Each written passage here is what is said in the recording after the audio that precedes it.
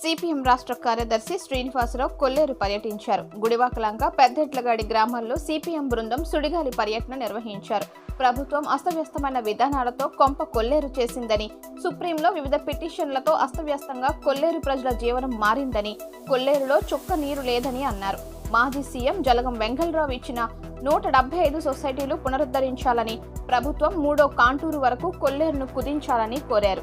కొల్లేరుపై రెగ్యులేటర్లు నిర్మించి కొల్లేరును పరిరక్షించాలని, విజయవాడ నుండి వచ్చే పరిశ్రమ వ్యర్థాలు కొల్లేరులో కలవకుండా చర్యలు తీసుకోవాలని డిమాండ్ చేశారు.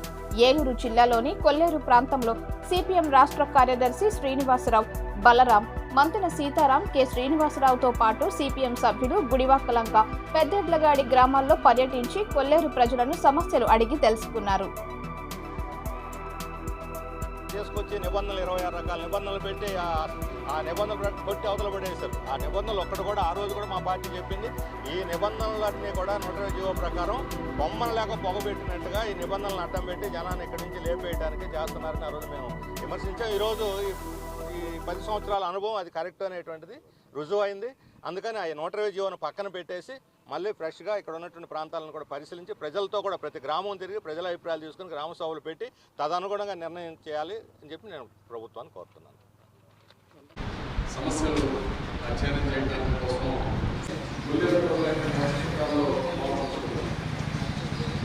ఈ కొల్లేరు ఆ తర్వాత సిపిఎం కూడా నిరంతరం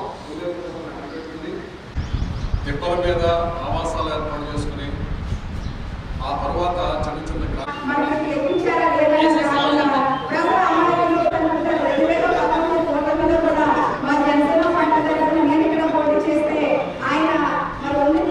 వాళ్ళందరికీ సిపిఎం పార్టీ అందరికీ నాయకులందరికీ కూడా మనందరి తరఫున మరొకసారి వాళ్ళకి పడ్డాలి. సిపిఎం పార్టీనే నాకు కనిపిస్తేనని చెప్పి కూడా నన్ను చెప్పడం జరిగింది. ఖచ్చితంగా సిపిఎం పార్టీకి మేము ఎప్పుడు కూడా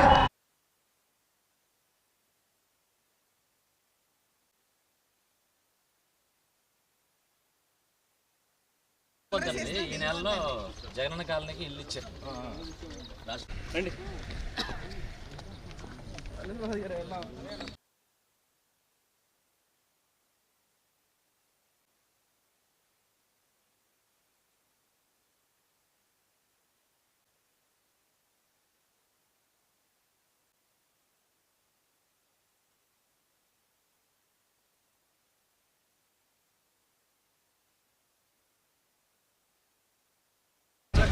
వచ్చాయి నువ్వు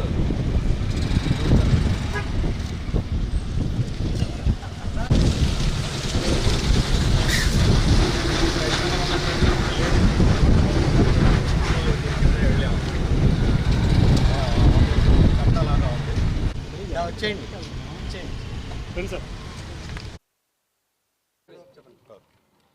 ఎవరికన్నా కష్టం వస్తే కొంప కొల్లేరు అయిందంటారు. ఇప్పుడు కొల్లేరే కొంప కొల్లేరైంది. ఇక్కడ ఉన్నటువంటి ప్రజలు దిక్కు తోచనటువంటి స్థితిలో గవర్నమెంట్ యొక్క అస్తవ్యస్తమైనటువంటి విధానాలు, దానికి తోడు సుప్రీంకోర్టు యొక్క కొంతమంది పర్యావరణం పేరుతో పోయి దానికి పిటిషన్లు పెట్టడం, ఆ సుప్రీంకోర్టులో వేసినటువంటి పిటిషన్ల మీద రాష్ట్ర ప్రభుత్వం ఎలాంటి ఇంప్లీడ్ అయ్యి కౌంటర్ పిటిషన్ వేయనందువల్ల ఏకపక్షంగా మొత్తం ఎక్కడ పడితే అక్కడ గత 20 సంవత్సరాలుగా 2006 నుంచి ఒక రకమైన ఈ కొల్లేరు నిర్మాణం పోయి కొల్లేరు ప్రజల విధ్వంసంలాగా తయారైంది. ఒక రకమైన అస్థిర ప్రజల జీవితం అస్తవ్యస్తమైనటువంటి జీవితాల కింద మారిపోయింది. ఏ రోజు ఏ పూట ఏ నిర్ణయం వస్తుందో అనేటువంటి ఒక అగమ్య గోచరమైనటువంటి పరిస్థితి ఈరోజు ఉన్నది. నేను ఇప్పుడు తిరిగినటువంటి ప్రాంతం మొత్తం చూస్తే అంతా పర్ర, ఎక్కడా నీళ్లు లేవు. కానీ ఇదేది ప్రజలకు చెందదు. 1976లోనే వెంగళరావు గారు ఇక్కడ అభివృద్ధి కోసం 146 సొసైటీలు పెట్టి వీళ్ళందరికీ చేపలు పెంచుకోవడానికి వాళ్ళు గవర్నమెంట్ ప్రోత్సహించింది. అది మంచిది. తర్వాత కొంత డెవలప్మెంట్ కూడా జరిగింది. 2006 తర్వాత నుంచి ఇది అభయారణ్యం కింద ప్రకటించి ఇక్కడ ఈ 3వ కాంటూరు నుంచి 5వ కాంటూరు వరకు పెంచేసి 5వ కాంటూరులో లేనటువంటి వెలుపల ఉన్న గ్రామాలు కూడా, వెలుపల దాదాపు ఉన్నటువంటి దాదాపు 8,000 ఎకరాలు అదనంగా వాళ్ళ పరిధిలోకి రాని దాంతో సహా మొత్తం కొట్టి అవతల పడేశారు.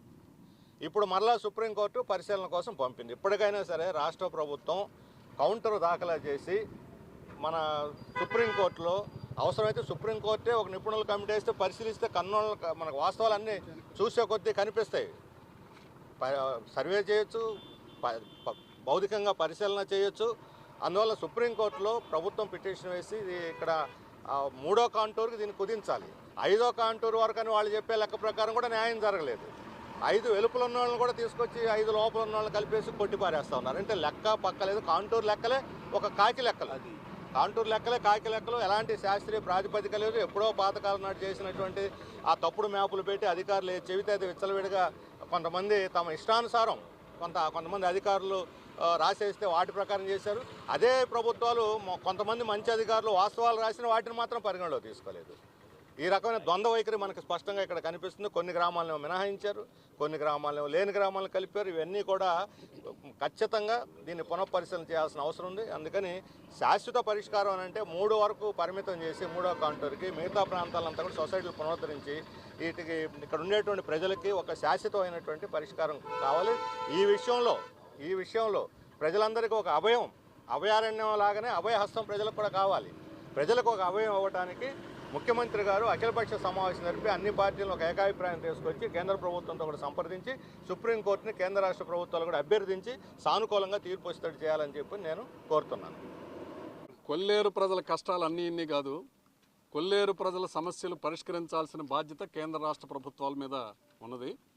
120 జీవోయే కొల్లేరు ప్రజలకు ఉరితాడు లాంటిది అనుకుంటే ఆ జీవోని రద్దు చేయమని కొల్లేరు ప్రజలందరూ కూడా కోరుతూ ఉంటే ఇప్పుడు దానికి తోడు చిత్తడి నేలల చట్టం పేరుతో ఎక్కువ సెన్సిటివ్ జోన్ పేరుతో తీసుకొచ్చి కొల్లేరు ప్రజల్ని మొత్తం ఒక అగ్నిగుండంలోకి తోసేసే ప్రయత్నాన్ని ప్రభుత్వాలు చేస్తున్నాయి.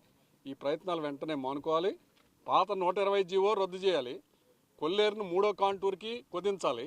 ఈ ఎక్కువ సెన్సిటివ్ జోన్ పరిధి నుంచి మినహాయించాలి. కొల్లేరు సమస్యకి అసలైన పరిష్కారం శ్రీరామకృష్ణ కమిటీ చెప్పింది, మిత్రా కమిటీ చెప్పింది.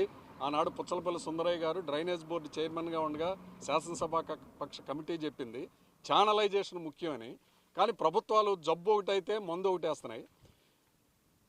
ఈ శ్రీరామకృష్ణ కమిటీ, మిత్రా కమిటీ ఈ రిపోర్ట్ల ప్రకారం ఛానలైజేషన్ చేస్తే కొల్లేరులోకి వచ్చే ఇన్ఫ్లో 1,20,000 క్యూసెక్లు, కానీ అవుట్ఫ్లో కేవలం చిన్న ఉప్పుటేరు ద్వారా 10,000 క్యూసెక్లే అవుట్ఫ్లో.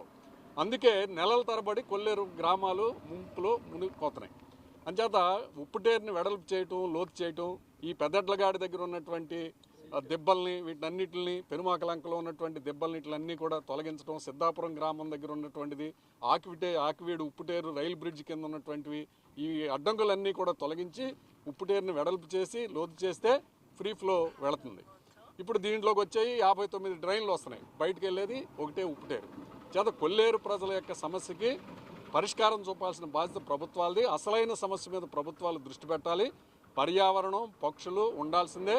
అదే సందర్భంలో తరతరాలుగా జీవిస్తున్నటువంటి ఇక్కడ కొల్లేరు ప్రజలను కూడా మనుషుల్లా చూడాలి, వాళ్ళ మనుగడని కూడా చూడాలి.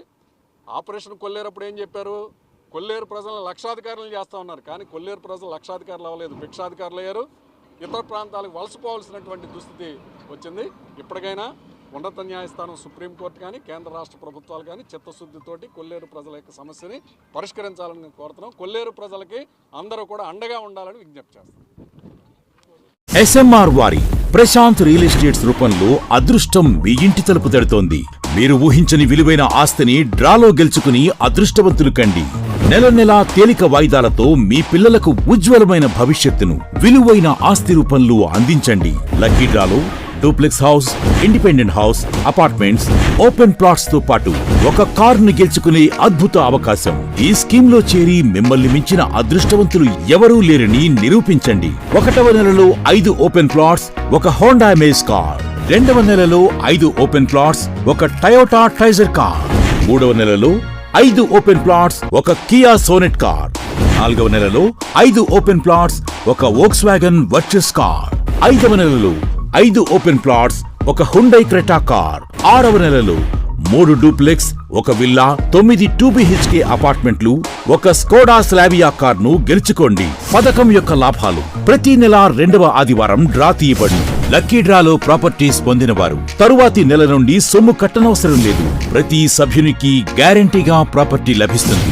ముఖ్య గమనిక: 75 మంది సభ్యులకు మాత్రమే ఈ అవకాశం కలదు. కాల పరిమితి కేవలం 6 నెలలు మాత్రమే.